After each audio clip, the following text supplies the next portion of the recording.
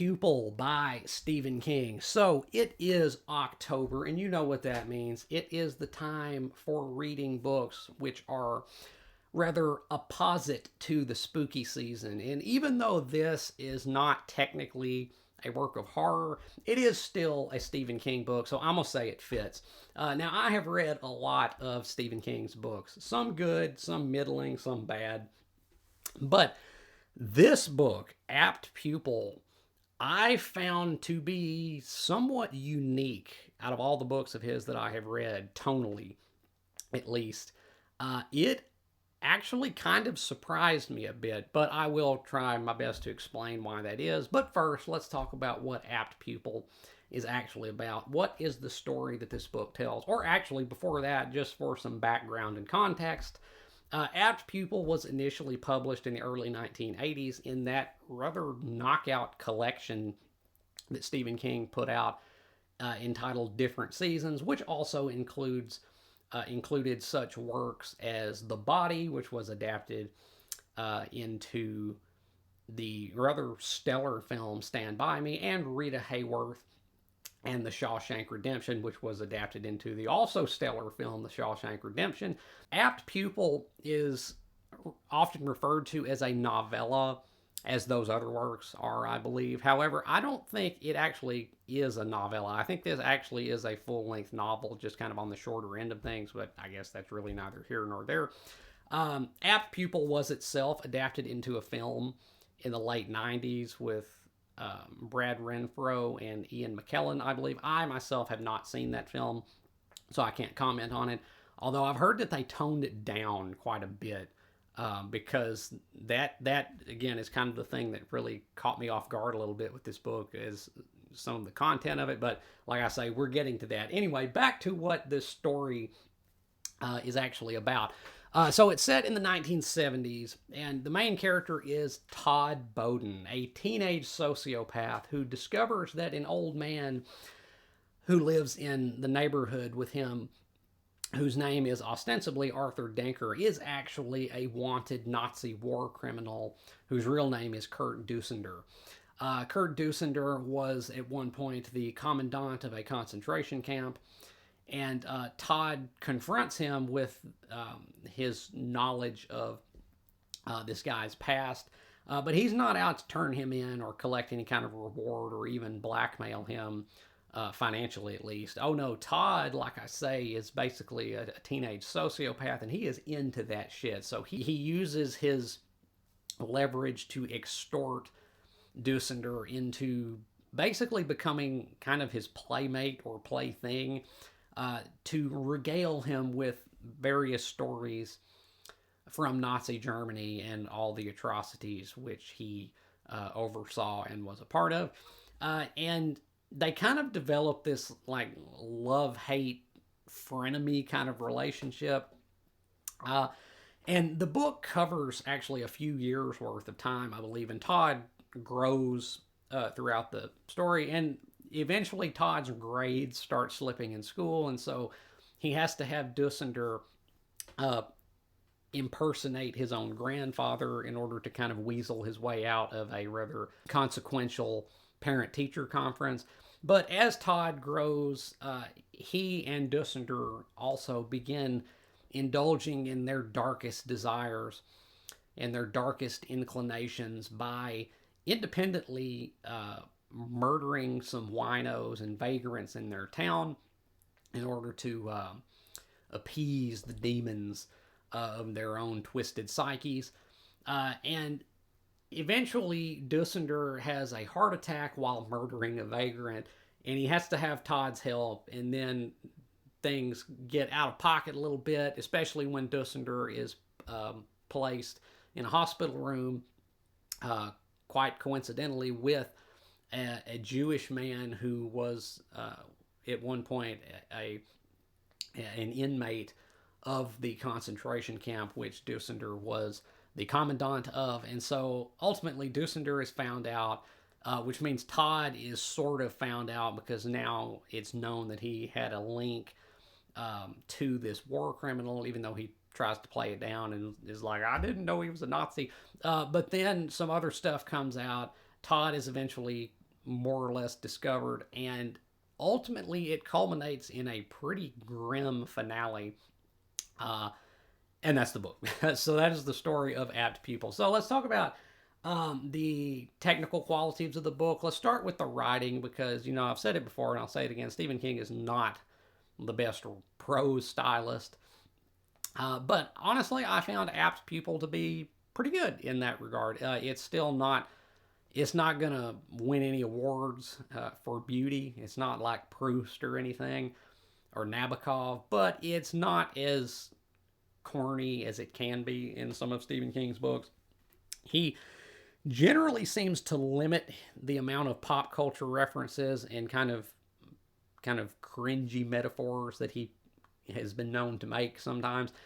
This book is kind of punchier in the prose. It's kind of more, it's harder. It feels like there's not so much fat on it. Again, it's punchier, and that actually adds to the overall effect of this book, I think. So the writing isn't like breathtaking or even particularly eloquent, but it's not bad. It's fine. It's definitely not the worst that Stephen King has ever done. So it's fine. So now let's talk about the characters. So really, we only have two real principal characters here, which are Todd and Kurt Dussender, the Nazi guy, and these are pretty good characters. Not the most in depth that Stephen King has ever written, and they're both they both feel very similar. And again, that is kind of the point. That is kind of the meaning of the title, Apt Pupil. Todd is a burgeoning sociopath, just like Dussender himself is. And so he's kind of following in the footsteps of the master here down a dark and twisted path. Again, it's not the most detailed characterization that Stephen King has ever done. And that's possibly due in part to the fact that this book is shorter than a lot of Stephen King's other books. Again, I don't think personally that this actually is a novella. I think this does, word count wise, qualify as a full-length novel, but it's still on the shorter end of things. So we don't get quite the in-depth characterization that we may get in other Stephen King books. But I think it's good enough, although I have to say that I didn't really like how Stephen King characterized Kurt Dussender. And this may not be an objective criticism, but in characterizing Dussender as a sociopath, someone who like relishes in pain and torment and murder and torture and stuff, I think he kind of falls prey to the kind of thinking that some people may have, that the Nazis were psychopaths and lunatics, that they were like warped and twisted people, when that's really not the case. I mean, the horror part of the horror anyway of the Nazi phenomenon is that these were by and large ordinary men, that these were people who had normal upbringings and were instilled with ethics and values and such, that the atrocities and the mass murder were not committed by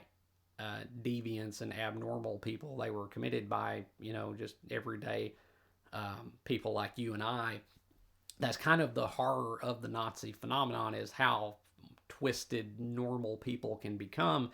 And I think Stephen King kind of misses an opportunity here, because he portrays Dussender as basically just like Todd, just a sociopath who is out to kill. Like that, he wants to kill. He takes pleasure in hurting people and animals. And I think that's kind of oversimplifying things. Again, this given the brevity of this book, it may not have allowed for Stephen King to go into the level of depth that would have been necessary to handle this character had he been written, not as a sociopath, but as like just a normal person. But also plot wise, it is necessary, I guess, that Dussender murder some vagrants, because that's kind of how the denouement of the book ultimately comes out, is because of the the murders of the vagrants and the winos in this town that Dussender perpetrates. And like I get it, but still, it felt like he was kind of taking the easy road here, because again, that's the horror again, or at least part of the horror of the Nazi phenomenon is that it wasn't by and large perpetrated by lunatics or crazy people, or sadists. It was perpetrated by normal people who had their minds and their values warped into very, very bad things. And like I say, Stephen King may not be the best author to really grapple with that aspect of Nazi Germany, but I do think it feels like he was kind of taking an easy road here with the characterization that he renders with Kurt Dussender, but that may or may not even be an objective criticism. But the characters, I think, overall are good enough. Now, as to the story, and let's talk about now why I found Apt Pupil to be rather unique out of all the Stephen King books that I've read in a tonal sense, and why it kind of caught me off guard. And that is because this book is brutal. This book is very, very dark. In fact, this is probably truly the darkest thing that I have ever read by Stephen King. The thing about Stephen King is that even though his books, there's violence, there's death, there's people getting ripped apart by demonic clowns, there's people dying en masse by global pandemics, right? Even though his books do have dark subject matter in them, usually there's at least a little bit of relief. Like there's usually some comic relief, right? And again, the ultimate resolution of the stories is usually positive, right? Like Stephen King will break some of the rules when it comes to these kind of stories where he'll like actually expose children, like small young children, to real danger and peril, sometimes to rather grisly death. But ultimately, good prevails, and so the story ultimately conforms overall to the rules of these kind of stories. But Apt Pupil doesn't, and this is what really kind of surprised me about this book is just how dark, just how grim, just how bleak this book actually is, and just how not fun this book is. Now, that is not at all to impugn the book's quality, which I think is actually pretty high, or at least pretty high for a Stephen King book. But it is to comment upon the fact that this book is not what I would call quote unquote fun. Like, I mean, you read The Stand or It or something like those books. There's dark stuff in there, definitely, but overall, they're still fun, right? You're hooked in it because you know that good is going to ultimately triumph over evil, right? It conforms to the unspoken rules of this type of writing. But Apt's Pupil does not. Good does not triumph over evil. The ending to this book is very grim, and it's so violent. And again, it's different because the writing is so punchy. There's no frills to the writing. There's none of that yuck kind of corniness that is kind of that is kind of par for the course with Stephen King. This is hard hitting, hard line, kind of no frills, pretty spare prose. And it works wonders for the tone because this book is freaking bleak. And again, it's so violent. Like, trigger warnings, I guess. There is some extreme animal cruelty in this book that actually did kind of catch me off guard, involving a cat. And I was like, wow, that actually is way darker than Stephen King usually gets. And again, there's also in describing what Todd does to some of these like homeless people, how he like kills them. Like some of the deaths in this are pretty brutal, honestly. And again, there's no comic relief, there's no humor to this. It's definitely kind of like staring into the abyss here.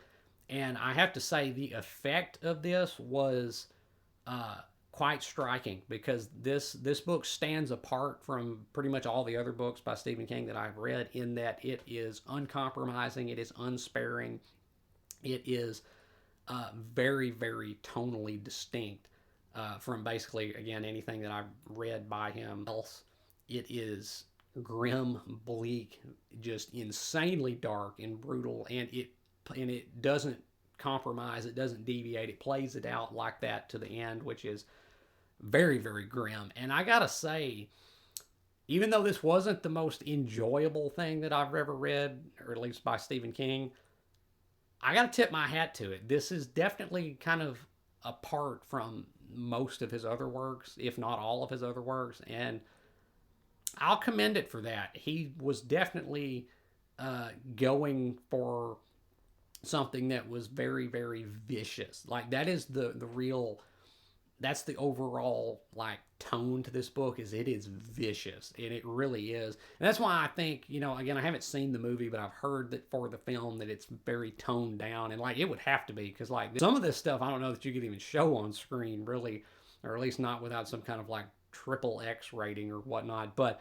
all that is to say, this book was kind of a shocker, actually, just in how brutal and how dark it actually got. But I can appreciate that, because he really swung with this one for something that really wasn't going to be like a crowd-pleasing, feel-good romp, and it definitely wasn't. But I can appreciate the commitment to the darkness of this book. So overall, how would I rate Apt Pupil by Stephen King? I would give this book an A. I really would. I think it deserves an A.